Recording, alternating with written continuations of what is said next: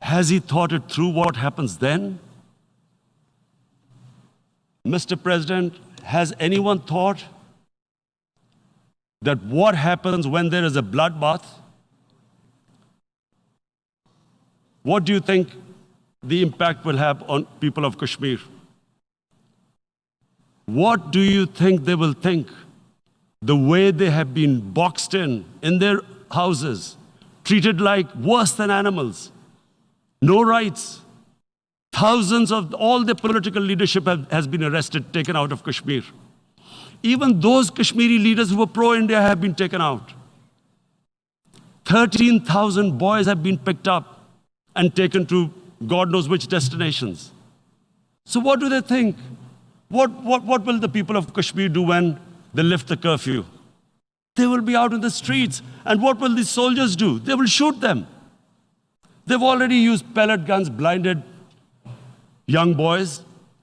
In the last 6 years, the 5 years, the oppression that has gone on in Kashmir. And so, Kashmiris will be further radicalized. Mr. President, there will be another Pulwama. And guess what? India will blame us. They're already blaming us. They're saying all this is happening because of Pakistan. One of their defense ministers said, there are 500 terrorists lined up on the border to go in. Why would Pakistan send 500 terrorists when there are 900,000 troops? What impact are they going to make? What will they do? And why would? Don't we know that the moment there is some terrorist attack, all that will happen is there will be further cruelty and oppression of the people of Kashmir. We will just give the 900,000 troops to further crush the people of Kashmir. And then we'll give the Indian government an excuse that, look, Pakistan is a terrorist state, and this mantra that has gone on, Islamic terrorism. The moment you use this catchword, Islamic terrorism, the whole world turns away. No one talks about human rights. You can do whatever you want, which is what has happened in Kashmir, because they keep using this word, Islamic terrorism. And this is what they're doing right now. What do we benefit from further increasing the cruelty on the people of Kashmir? And why would we want this?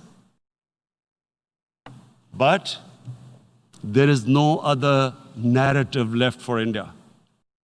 As when they lift the curfew, whatever happens, Pakistan will be blamed, and there is always a danger of another Pulwama. They might come and bomb us again, and then another cycle might start. And what does Narendra Modi think? That 180 million Muslims of India are thinking right now. Aren't they watching these Kashmiris stuck inside for 55 days they've been stuck in? Aren't they watching? What do you think? Don't you think that the Muslims will be radicalized in India? And I am talking about 180 million people. And when they get radicalized, there will be some incident in India somewhere down the line. Again, we will be blamed. And I'm warning you right now, again, we will be blamed. And Mr. President, what about 1.3 billion Muslims who are watching this? And they know that it is only happening in Kashmir because they're Kashmiri Muslims. This is not happening to Kashmiri Hindus. They know that this is happening because of their religion. So what do you think they will be thinking? What do you think the Jewish community would think if they were, forget 8,000 Jews stuck like this? What do you think Europeans would think? What do we think? I mean, any human community, if their members are stuck like that, what do you think they will think? Are we a children of a lesser God? Is it not going to cause us pain? And then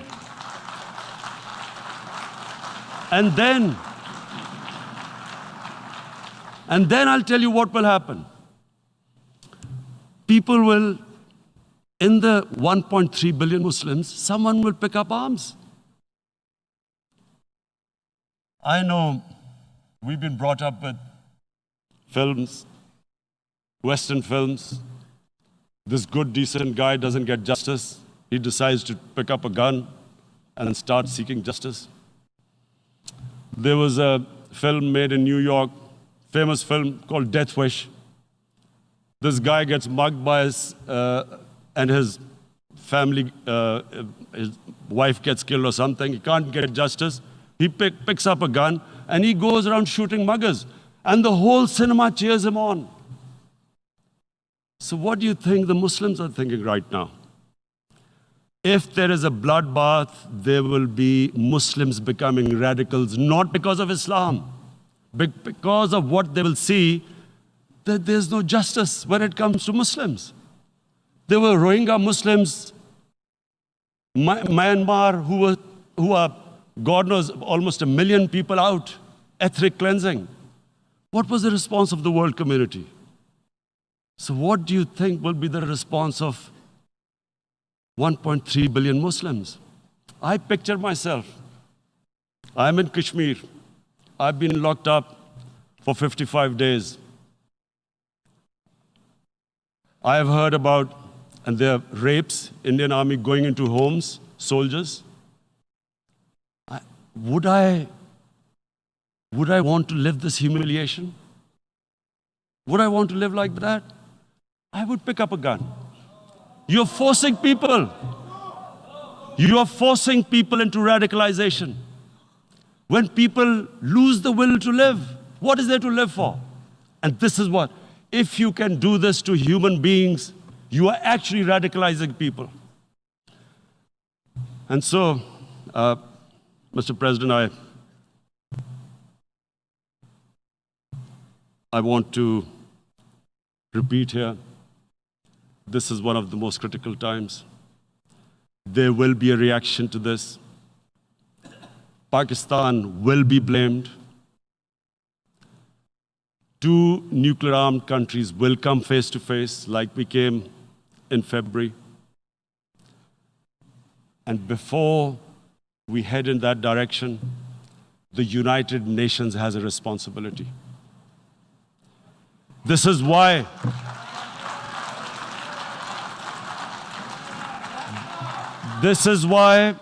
the United Nations came into being in 1945.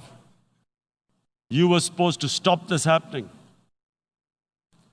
I feel we are back to 1939, Munich. Czechoslovakia has been taken, annexed. What is the world community going to do? Is it going to appease a market of 1.2 billion, or is it going to stand up for justice and humanity?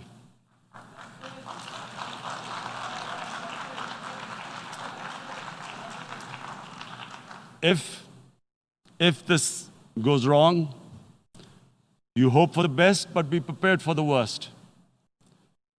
If a conventional war starts between the 2 countries, Mr. President, if a conventional war starts, and anything could happen, but supposing a country 7 times smaller than its neighbor is faced with the choice, either you surrender or you fight for your freedom till death, what will we do? I ask myself this question. And my belief is, La ilaha illallah, there is no God but one. And we will fight. And when